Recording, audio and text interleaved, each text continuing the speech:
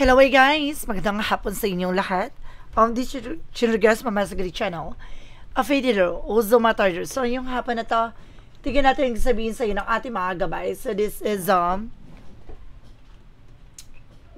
a special gabay for this for the month of July 18 hanggang July 24 for the sign of Virgo. So Virgo, welcome sa my channel. Ano kayang messages, advices, and spirit guides ang ating masasaga for today's video? Kanina kayang energy or kaganapan sa buhay ng mga Virgo signs ang ating mga kagilap. So guys, this reading is a general reading lamang. Hindi lahat makaka-resonate, kunin lamang po makaka-relate sa inyo. And comment down below kung kaninong energy ang ating nasagap. And of course, don't forget to like and subscribe my channel. And i-hit notification bell for more videos update. Maraming salamat po sa mga walang sawang pag-support sa aking channel. Lalo na ang skip ng ads, saway pagpalaing kayo ng Diyos at may kapal, siksik liglig na gumapaw na biyayang manang balik sa inyo.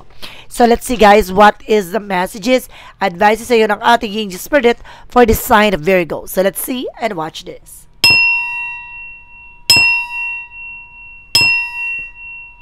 Angel spirit guide, please give me information paano kayo sabihin sa iyo ng ating mga baraha. So, there's a hermit card. The answer you need is here. So, bibigyan kasagutan na ang iyong mga katanungan. Ito na yung pagbibigay liwanag, no, sa lahat ng katotohanan, lahat ng bagay na dapat mong malaman, ibabahagi na. No, lahat ng bagay na gusto mong malaman, lahat ng bagay na gusto mong matutunan, ilalayag na. And this is something the Four of Wands by celebration. Some of you guys, no, magtutuloy-tuloy na raon mga celebration, no, sa buhay mo. Kaya maganda ka na dahil babaguhin na yung mundo mo ng mga oportunidad. And this is something the Queen of Wands by confident. So, kailangan lakasan mo ang kumpiyansa mo. Natibayan mo ang iyong loob. Magkaroon ka ng determinasyon sa lahat ng bagay na gagawin mo.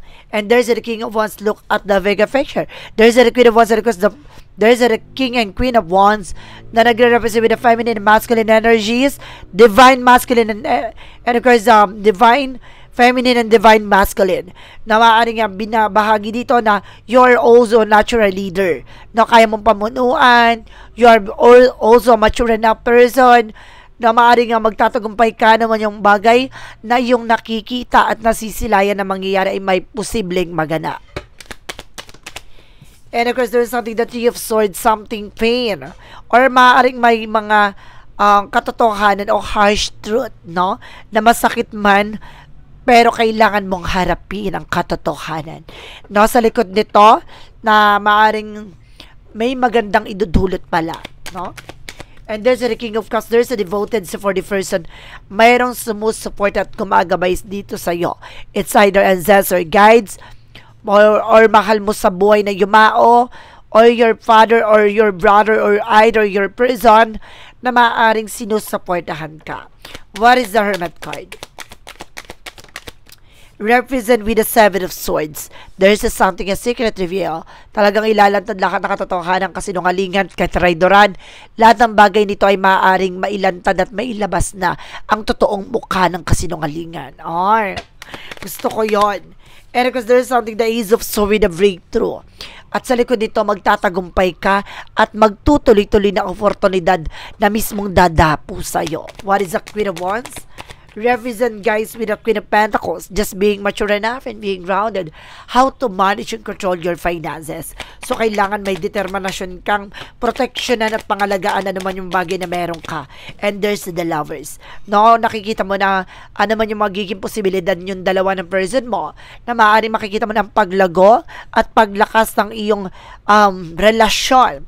And there's a Justice card, wag kang mag-alala.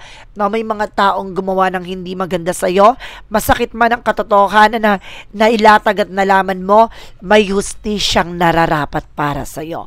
Makakamit mo pa rin at nasa sa'yo pa rin ang huling halakhak. And there's a reveal future with a turning back. No, dito iikot ang kapalaran na maaaring pumabor sa'yo at maging maganda na ang takbo at ikot ng kapalaran mo. Pagdating naman tayo with an Angel Spirit messages, with a Nine of Pentacles, there's a blossoming, may paglago ng finances. You have a potential no, for abundance, no? Kailangan mo enjoyin ang resulta ng lahat ng mga pinaghirapan mo. No, ano man yung sekreto sa likod nito, matutuklasan mo lahat ng kasinungalingan na dapat mong malaman at magdadala sa ito ng katuparan sa iyong mga pangarap. Syempre, marireveal na. Diba? Malalaman mo na ng sekreto. Ano, in a good way ba yan? In a bad way? Dapat alam mo yung sekreto sa likod niyan, no? And there's a page of wands at may magandang balita na paparating. At itong impormasyon na magdadala sa ng celebration. This is something ang phone call and messages coming in. And this is something the Three of Cups for celebration. There's a double clarification. There's a support with your friends, support you with your family, support you with your friends. And of course, dito magkakaroon dito ng magandang eksena or magandang sitwasyon. Basta maging mature ka, how to defend yourself, how to protect your power. And this of the high priestess, na maraming mga hidden agenda or hidden enemies sa likod ng inyong relasyon. Na meron talaga sikreto sa likod nito. And there's a Ten of Wands. Meron talaga nagbigay ng balakid at bigat. Ibig sabihin, ang punot dulo nito ay may sumisira sa inyong relasyon. Na may sikreto sa likod nito na maaring tumututol sa iyong kaligayahan. And there's a Nine of Pentacles. Maging secure at maging practical ka sa kung ano naman yung mabagay na meron ka. Don't share any information with other people, especially with your family and with your relatives and at the same time with your friends. Dahil hindi mo palubos na kilala ang tunay na mukha ng kasinungaling kung sino talaga to. Additional message for the outcome. And there's the Queen of Cups, emotional killing. Mas magiging kalmado ka na ngayon, mas magiging panatag ng kalooban mo, unti-unti nang gagaang ng iyong kalooban at ang iyong pakiramdam dahil sa malalamang impormasyon. And there's a star card, healing and recovery. Makaka-recover ka na from the pain, for struggles, for disappointment, for heartbreak, no? And there's a nine for matured enough. Basta maging mature ka sa mga desisyon and having respect to each and everyone. No, kailangan magkaroon ka ng respeto at disiplina sa sarili mo at din sa mga tao sa paligid mo. Now, and of course, there's something, guys, with the Five of Wands, complication. Na meron talagang competitors or meron ka talaga nakikipagkompetensya sa iyo. There's the other women or there's the other men. And represent, guys, with the Seven of Wands. So, see, protection ang mga pangalaga ng sarili mo na huwag kang mag-alala, hustisya ay nararapat para sa iyo. And there's another one's for slow and steady. Mahinahon man, pero it's time for you now na para magawa mo ano man yung mabagay na kailangan mo. And there's a devil card. More on temptations, the devil energy with the black magic involved. It's all about a bad or negative sides or toxicities. Now, marami talagang inggitera sa likod mo. Hindi na mababago ito. Pero kailangan mong proteksyonan ang sarili mo laban sa mga taong gustong sumira sa'yo. So guys, let's see what is additional messages for finances and career, love life at kalusugan. Let's watch this. Okay. So, let's see. Shuffle muna tayo ng very light, diba? Okay, for finances and career, represent, guys, with the Eight of Wands. So, some of you guys, no, makakatanggap ka ng phone call, messages, an email. There's a lot of transactions.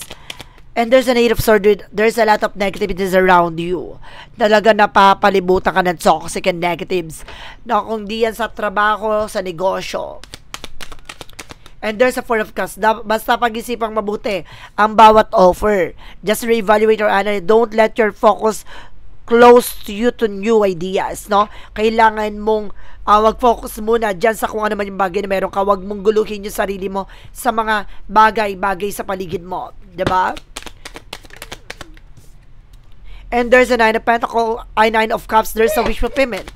So, some of you matutupad talaga ang pangarap mo. No? Sa usapin sa finances, there's a Two of Pentacles, magiging balance at controlled ka na. And there's a Hard Friend for a lesson learned. Basta matuto ka na sa lahat na naging leksyon sa'yo na nakaraan pagdating sa pagkakaperahan.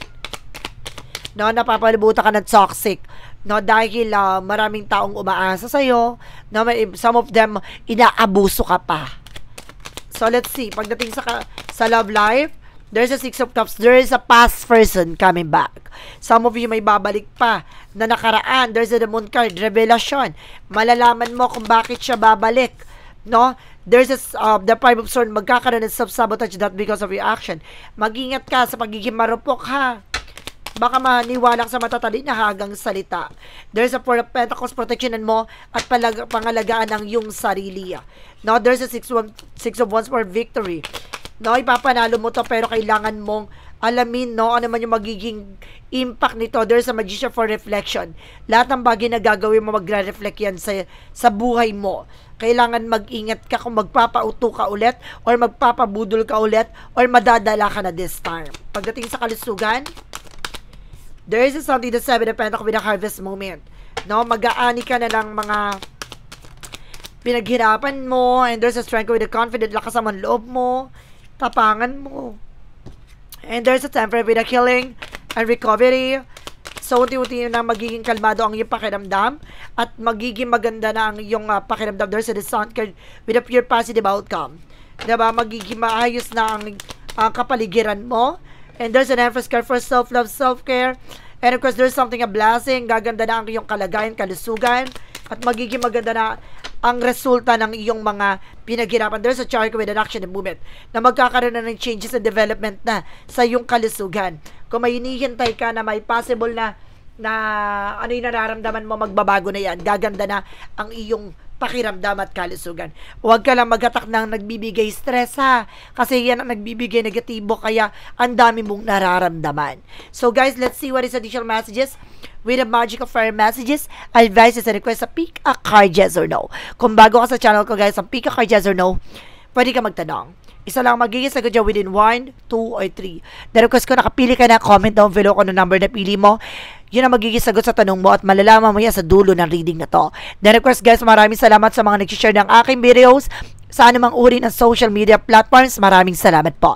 And request, please comment down below saan man lokasyon nyo naroroon, saan lupalop kayo ng mundo, saan umabot ang aking videos, paki-comment po kayo. So guys, let's see what is additional messages with the magic of fire messages represent what? So let's watch this.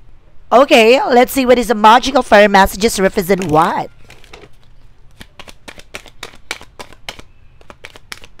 Okay, so a new career. Some of you guys na magkakaroon ka talaga ng bagong career. New work, new job, and new opportunities. And there's a vegetarian, more on veggies. Tantanan mo yung kakalaman mo ng karne. No, ng kung ano-ano. No, gulay-gulay mo na atake mo, ha? And then, and of course, admit your true feelings to yourself. Na kailangan mo tanggapin sa sarili mo ano man yung nararamdaman mo.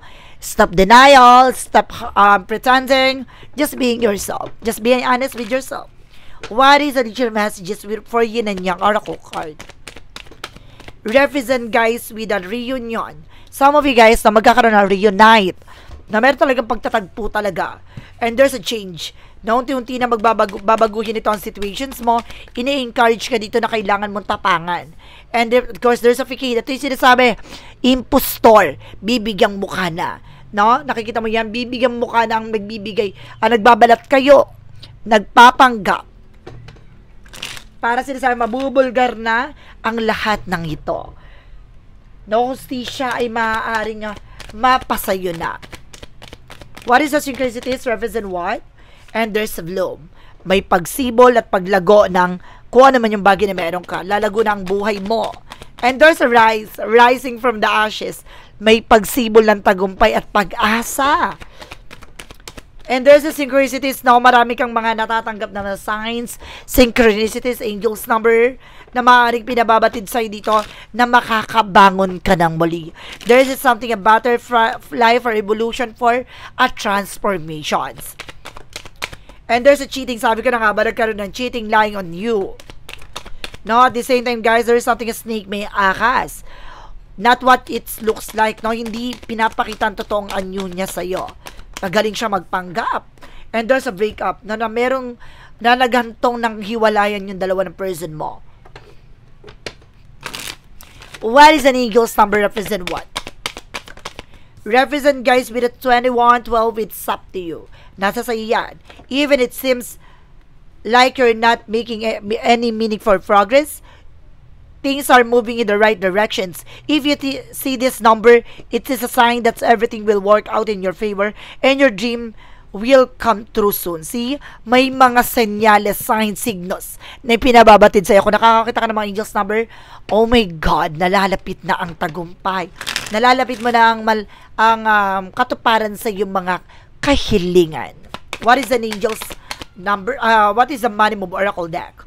And this is something of wisdom, enlightenment, insight. No, use your best judgment. Diba?